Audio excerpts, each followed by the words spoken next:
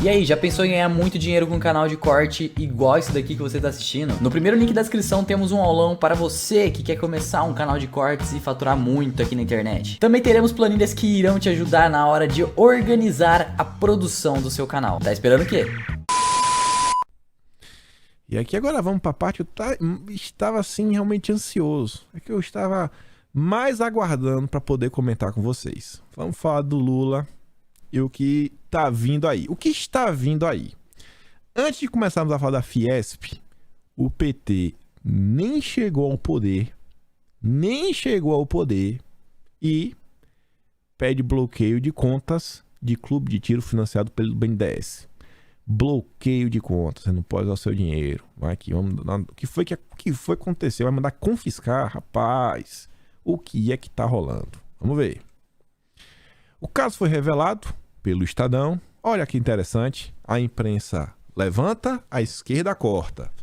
De acordo com a publicação, o clube Keller, localizado no Rio Grande do Sul, foi contemplado com um empréstimo de R$130 mil. Não são 130 milhões, como era na época aí do PT, BNDES, Cuba, Angola, ditaduras da América Latina. Não, R$130 mil. Nossa!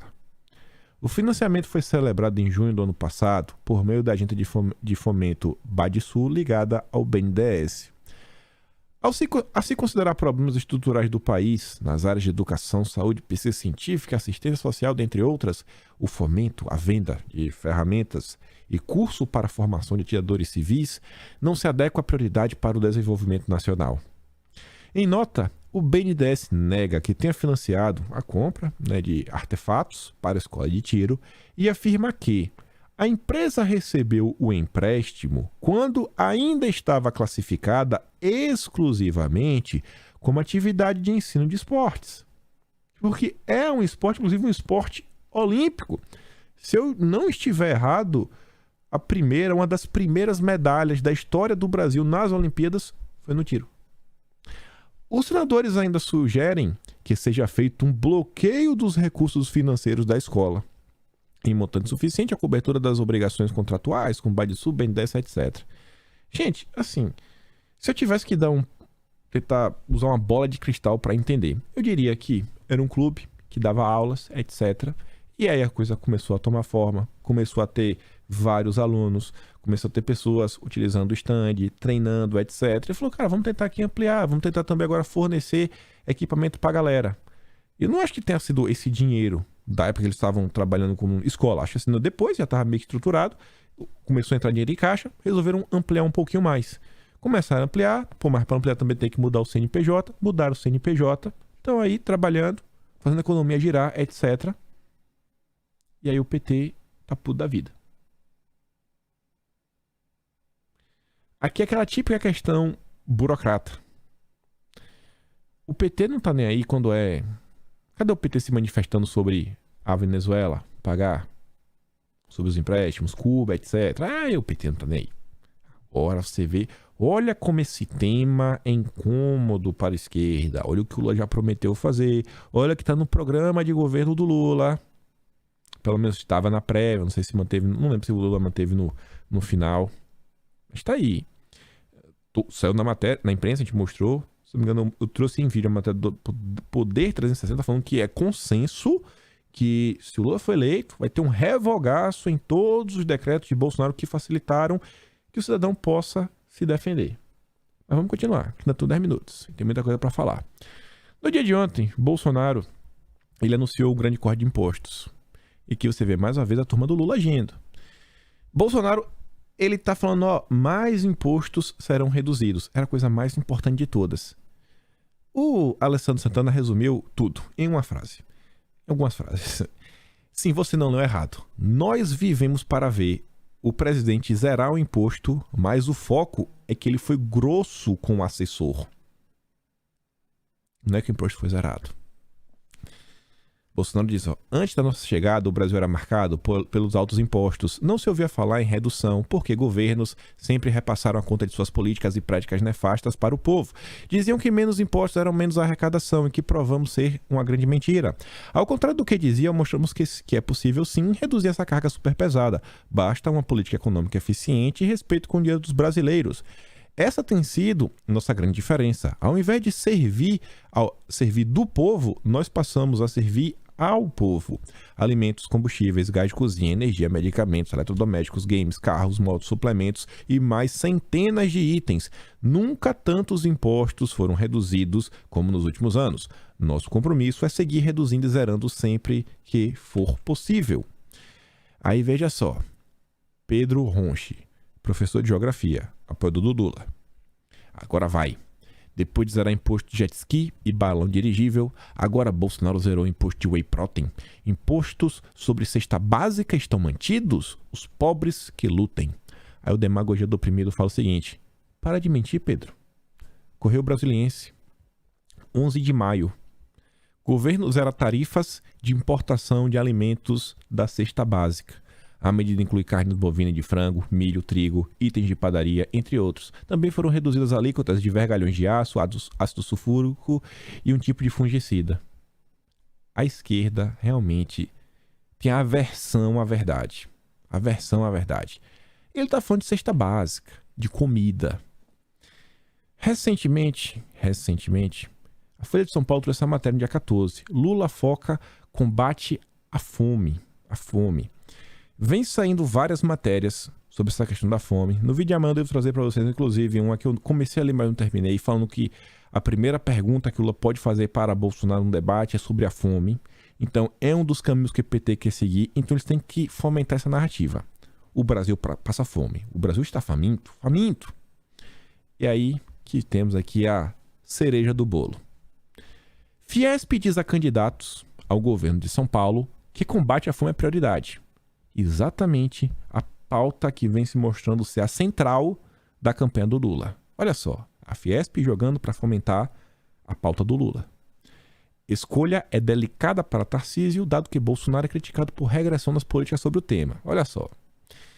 A Fiesp preparou um documento para entregar aos candidatos em que coloca o combate à fome e à vulnerabilidade alimentar como objetivo principal das políticas públicas. No Estado, é deletado para Tarcísio, né, porque o Bolsonaro é alvo de críticas pelo retrocesso no tratamento do problema da fome e da insegurança alimentar em sua gestão. Agora, olha o final.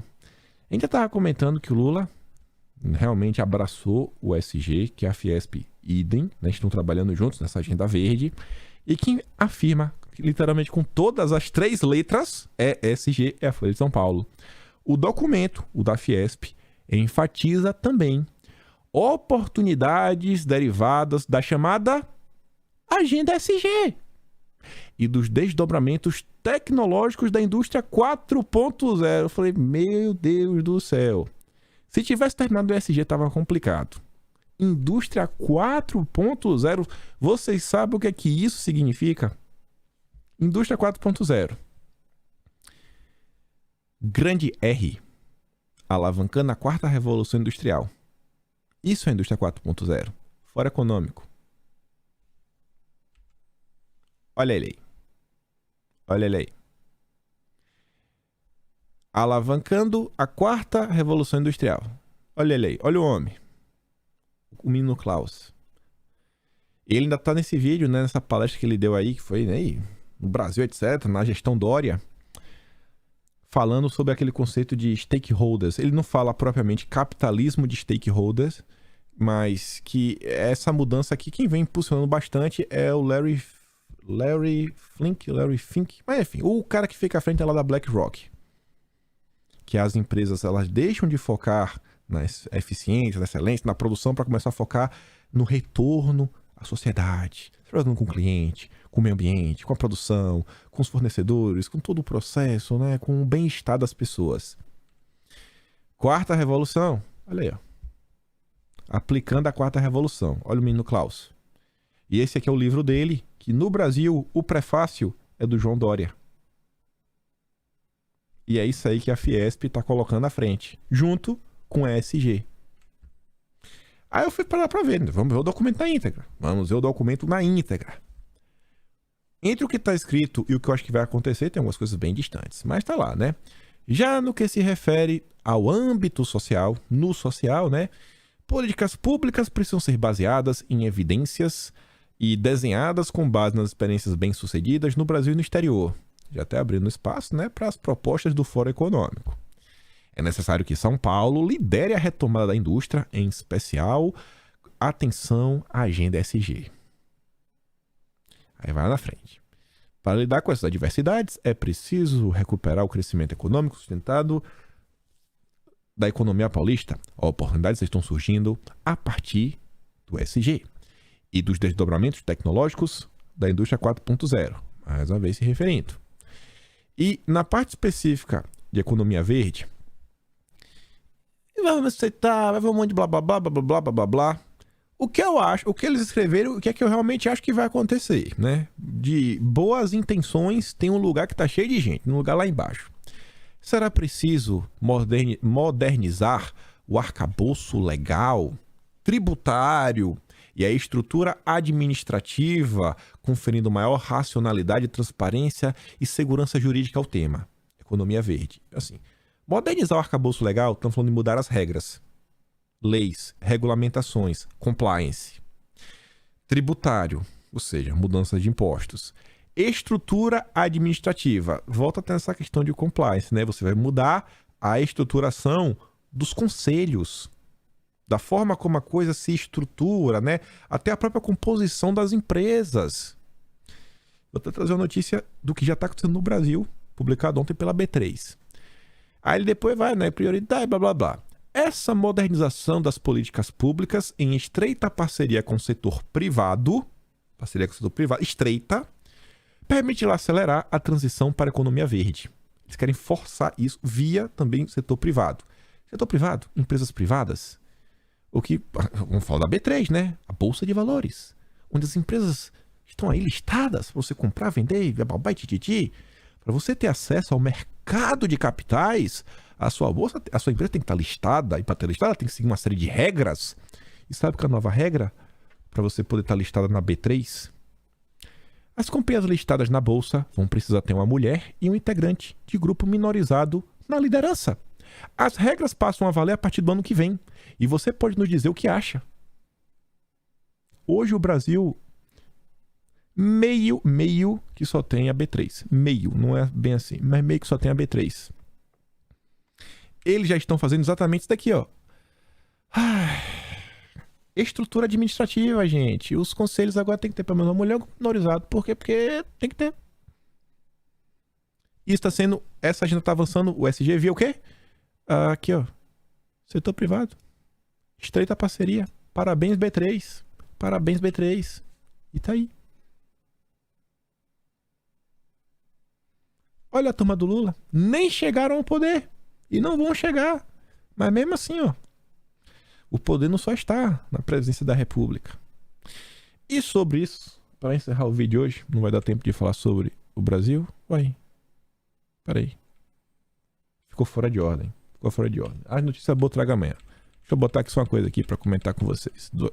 Vai. Duas coisinhas aqui. Deixa eu só editar aqui o meu PowerPoint. Peraí. Peraí. Cadê? Quem sabe faz ao vivo. Segundinho. Pronto. E já que comentamos sobre esse tema, é pro de eleição. Sobre os candidatos, eu tinha dito para vocês, eu tô apoiando aí todos os candidatos ao governo que Bolsonaro está apoiando. Todos os candidatos ao governo que Bolsonaro está apoiando, eu estou apoiando. Todos os candidatos assinados que Bolsonaro está apoiando, eu também estou apoiando. Você vai... Vou apoiar o que Bolsonaro está apoiando. Aí, para deputado, tem inúmeras opções. Não vou sair dando o nome aí das pessoas ao redor de todo o Brasil. Eu só devo apoiar 4 pessoas ao redor de todo o Brasil, por algumas razões que eu conheço elas em determinado ponto, né? Às vezes não tão intimamente, alguns eu conheço de forma muito mais próxima do que outros. Obviamente, eu vou na Bahia, né? Meu estado, estou apoiando lá o André Pociúncula, acho que a maior parte de vocês conhece.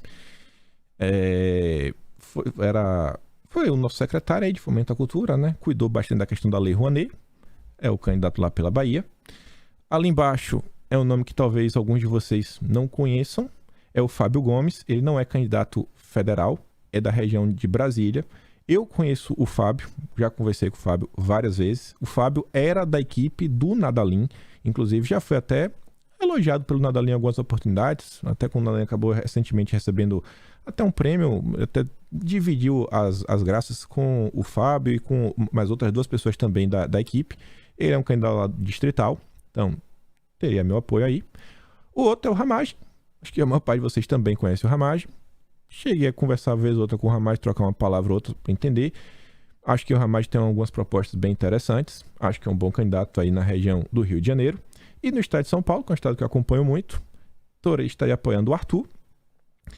Além de gravar o programa comigo, finalizando aqui esse final de vídeo, quando a gente fala dessas questões de ESG, a primeira vez que eu trouxe em vídeo foi em 6 de janeiro do ano passado, 2021. Era um assunto que entrou no meu radar exatamente após conversa com o Arthur. Muita coisa assim, uns assuntos ligados à política, aprendi via o Arthur. E sobre esse tema, até conversando sobre a B3, etc., o Arthur, ele como é que eu poderia falar? Ele não consegue. Ele tem um histórico de vitória. Vamos falar assim, ele tem uma vitória, né, em seu currículo, até contra a B3, numa quebra de monopólio. Ele conseguiu quebrar o monopólio da B3 em certo momento aí. A história não é tão simples explicar assim, mas se eu for resumir nesse ponto. Então, é um cara que, por também conhecer, vejo que é uma pessoa que já tem, inclusive, um histórico de batalhas aí do âmbito do jurídico, sobre diversos temas. Então, seria aí 4 nomes aí que eu estaria apoiando, às vezes outro divulgando uma coisa ou outra. Nos outros estados, possivelmente, para deputado, um ou outro, não deve estar apoiando assim ninguém mais específico, mas Bahia, meu estado, Rio de Janeiro, São Paulo, estado que mais acompanha as coisas, né? Tô sempre aí comentando com vocês. Também meu colega lá do Notícias de Quinta, que hoje tem até programa novo. E aí o Fábio no Distrito Federal e o Ramagem no estado do Rio de Janeiro. Obviamente, só estou apoiando. Não estou falando ninguém assim, vai lá, coisa. Obviamente, pesquisa, dá uma olhada, vê os nomes e tudo mais. E por hoje ficamos por aqui.